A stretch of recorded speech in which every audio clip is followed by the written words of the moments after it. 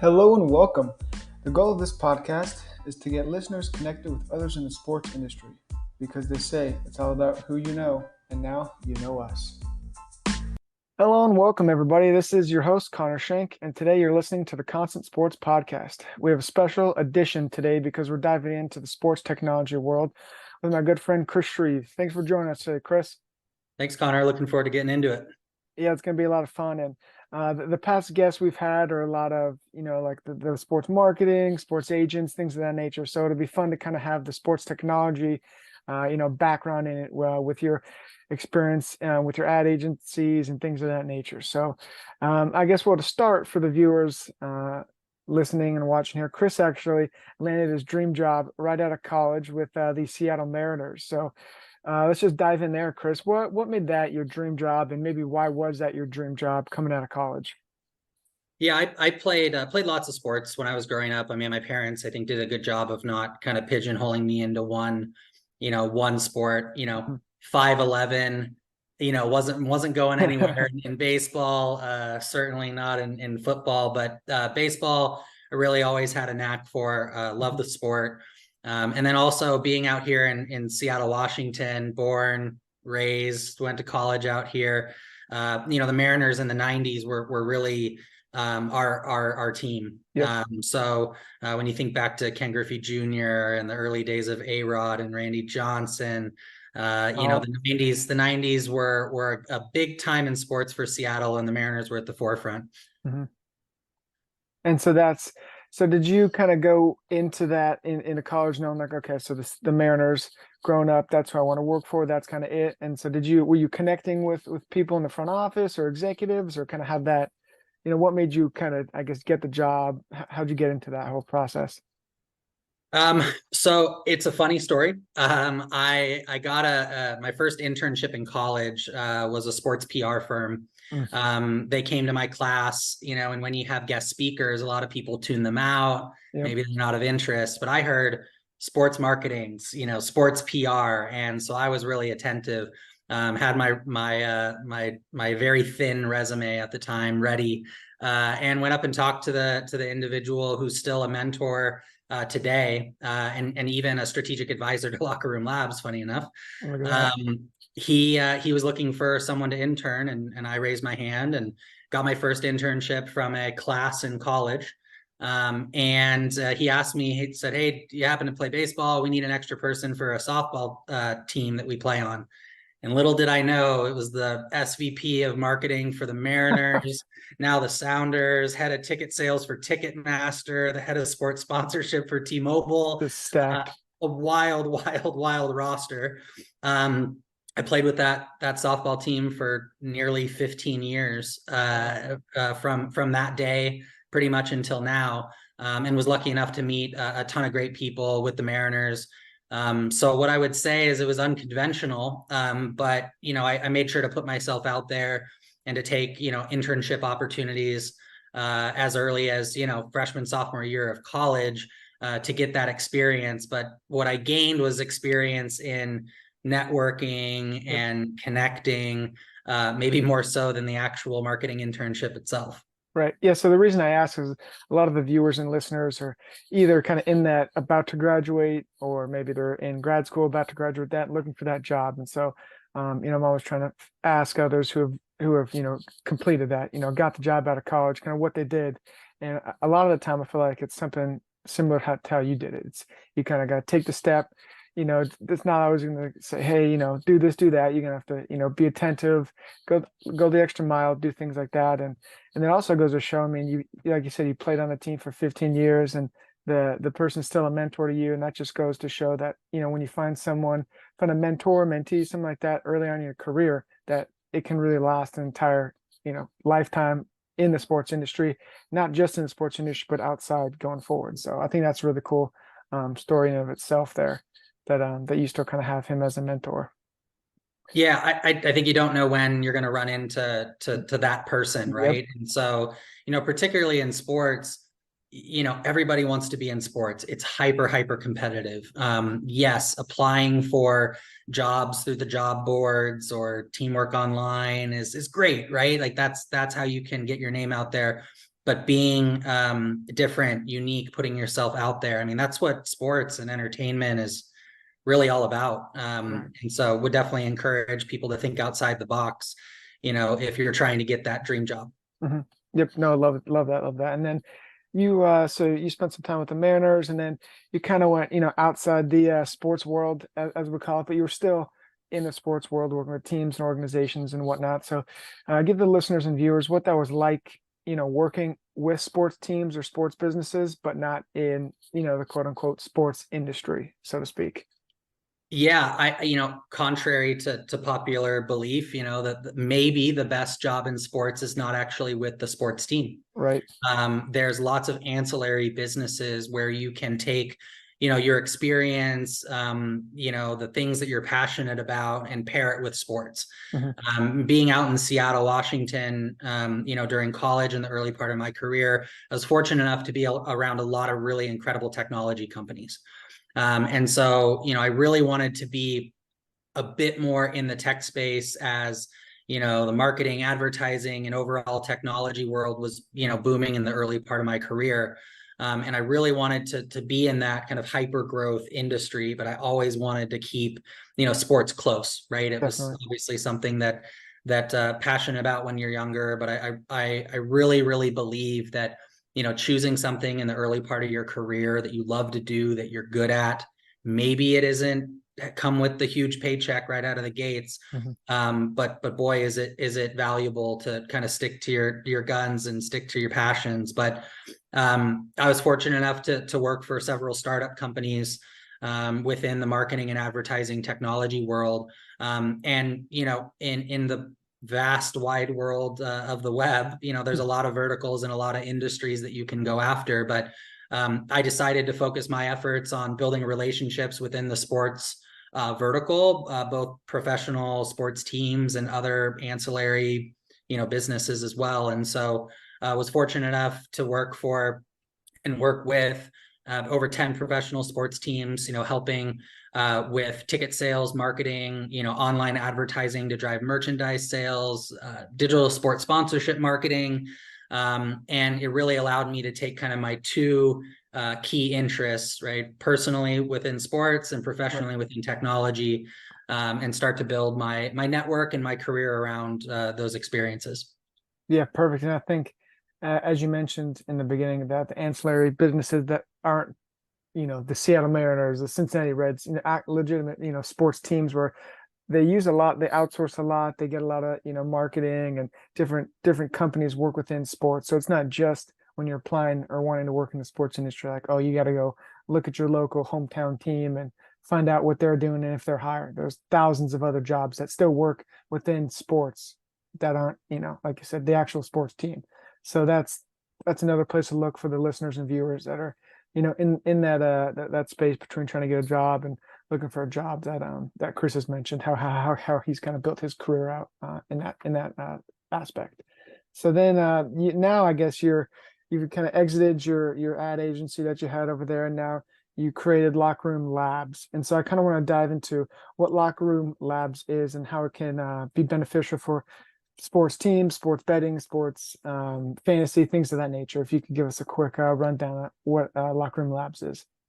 Yeah, and just briefly, it might be beneficial to talk about the ad agency, just for any Of course. entrepreneurs out there looking to create their first business. Hmm. Um, I had worked for a couple of advertising companies and had seen both the pros and cons of working with a technology business, right?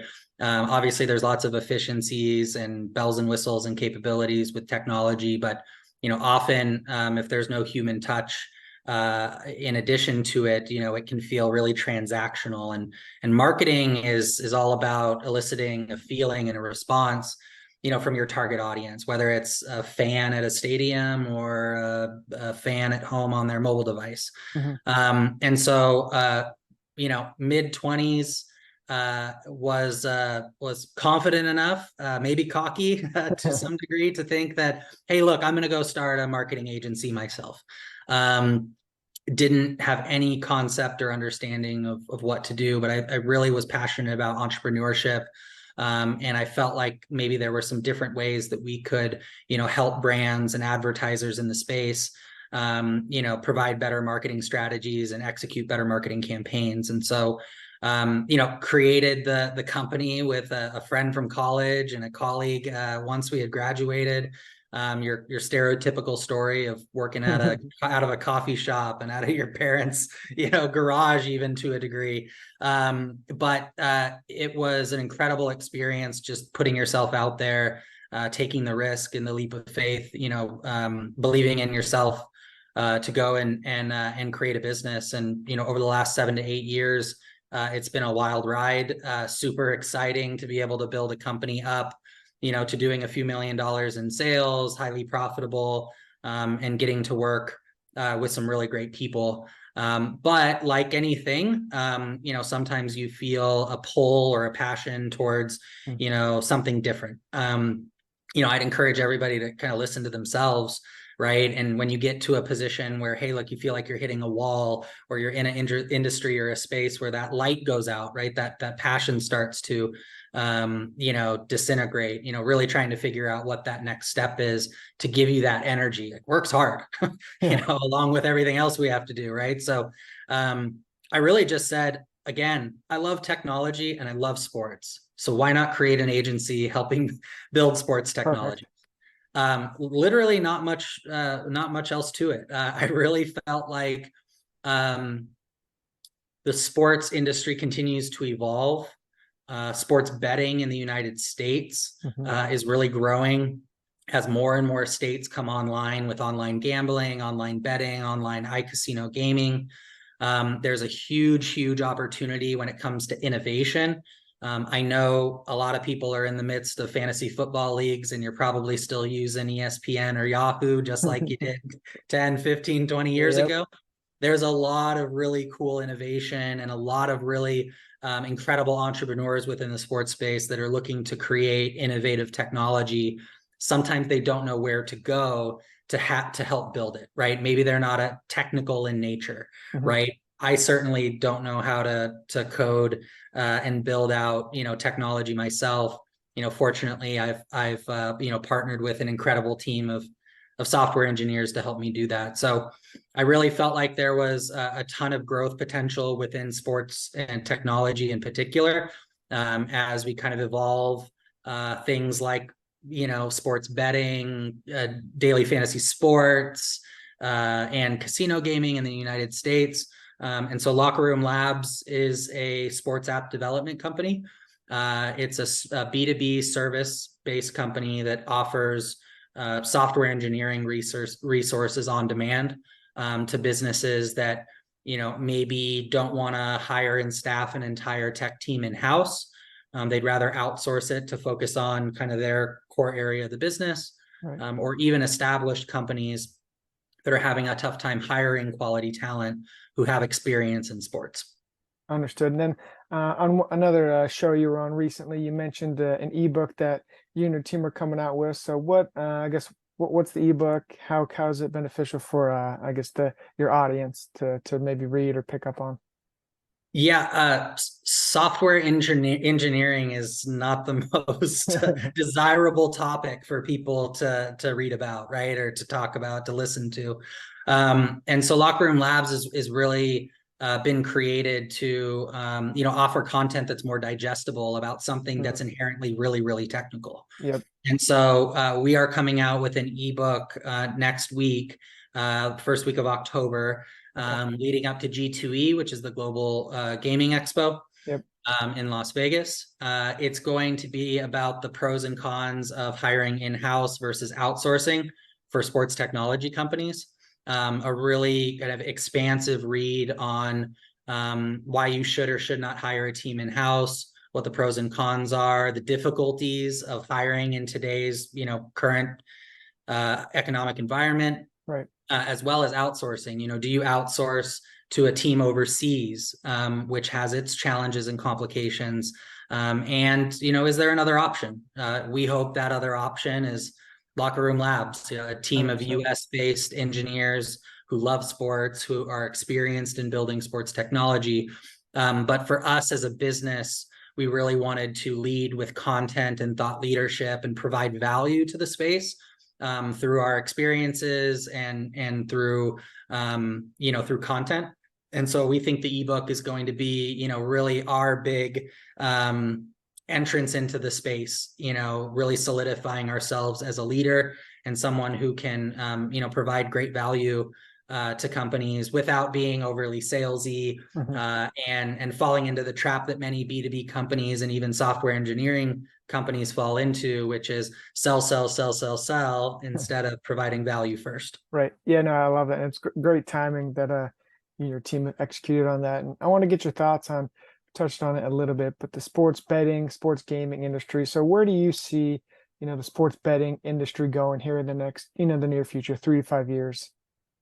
Yeah, we're an upstart new company that's shaking things up a little bit. I think that all of the large casinos, I think that all of the large, online sportsbook operators who control the majority of the market are going to have to innovate, or new upstart companies are going to start to take market share.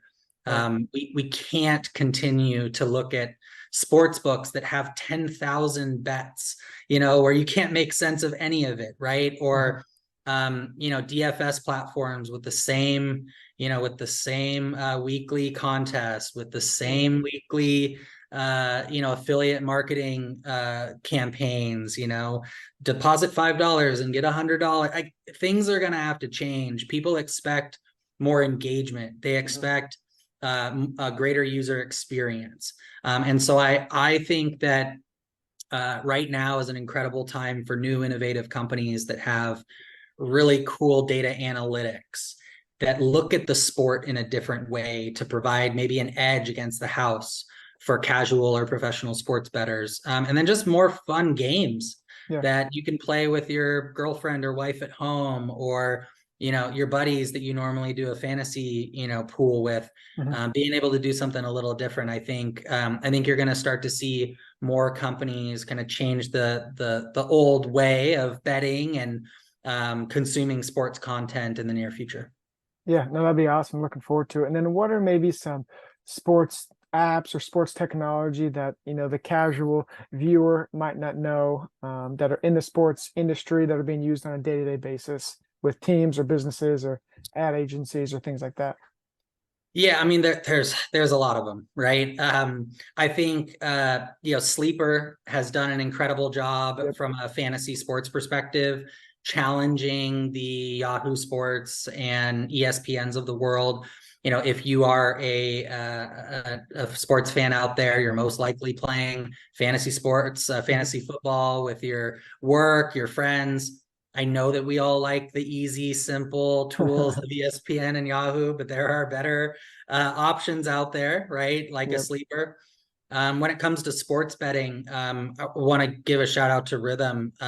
They have been doing a ton of great marketing and around their platform, which allows you as the individual, user to put in what your gut tells you about a game, what you think about are the most core components of an actual kind of betting system. So you get to create your own custom theory within an app, and it will spit out, hey, these are the games that meet your qualifications, right? If you love offense, if you love defensive lines, if you like XYZ, you put it into a tool and it spits out games that skew towards, your personalized betting strategy. So instead of going through a sports book and saying, I think this team might cover, you can use personalized, AI and machine learning to be able to create custom models. And then there's so many other cool, data visualization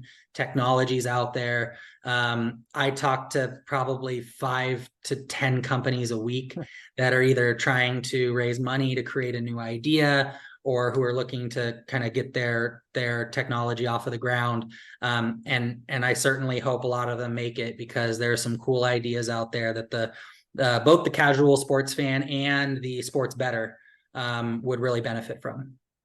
Yeah, that's something that I think would be very interesting to see and play out. And I wanted to get your thought quickly because you mentioned it in there. But as far as AI goes, how do you see AI and maybe it's not new in the sports industry, but how do you see that affecting the sports industry, sports technology going forward?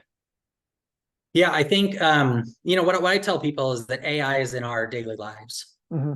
And companies have been using AI and machine learning for years, Yeah, right? When right. you type something into Google, why is it that you get a certain list of things that are recommended to you, right? When you click on a pair of shoes, put it in your bin, and hey, look, you decide not to buy it. What happens the next day? You start seeing those shoes everywhere, Yeah. right? That's AI, that's machine learning, that's data. But what I think is changing is that now we, the user, the consumer, have access to AI platforms. Right. We can actually use it to inform our decisions. Now, the complexity is that data and information right? Hmm. Is it quality content and information? Should we be using AI to write all of our papers in school and all of our blogs and our job? I don't know that it's there yet, Hmm. but I do think that AI is everywhere. And those of us that figure out how to harness it and use it in a beneficial way to improve, what we're doing now, or to increase efficiencies, I think that's really where it's at for the common, user. Hmm. But it's going to continue to evolve, and I think knowing how to leverage it in your daily work life, it can only be impactful and beneficial so long as it's not replacing you learning on your own, right? And consuming data and gathering experiences, writing, present, all of those things. It's still super important. But it's here, it's coming, and being able to harness it, I think, is going to be the most important kind of challenge we face in the next few years. Definitely. And then as we kind of started to wrap up here, as you mentioned, you got the ebook coming out here in a week or so. You're going to the G2E conference. What does the end of the rest of the quarter look like for Locker Room Labs going forward? Yeah, we're really, really excited. The conversations that we're having as a new company with large international sports books, with new innovative startup companies, with data analytics businesses that are in need of software engineering resources and just hands-on keyboard to help them execute on their technology vision. We're going to be working on some really, really cool, exciting projects and technologies here in the near future. And then really it's just growing and scaling the team, bringing on more engineers who have, a knack for sports, Hmm. who love building innovative technologies and products and want to be a part of something new. If standing up a company is one thing, seeing it grow, seeing it scale, and bringing on new people along for the ride is another. So really excited, for things like the ebook to come out, for new content partnerships to come out, to continue having conversations like this, Hmm. and to continue to get kind of our name out there. But technology is not stopping, and the level of innovation is not slowing down, and that requires sophisticated software engineering resources to be hands-on keyboard building these technologies. And we hope to be that resource for any company that needs it.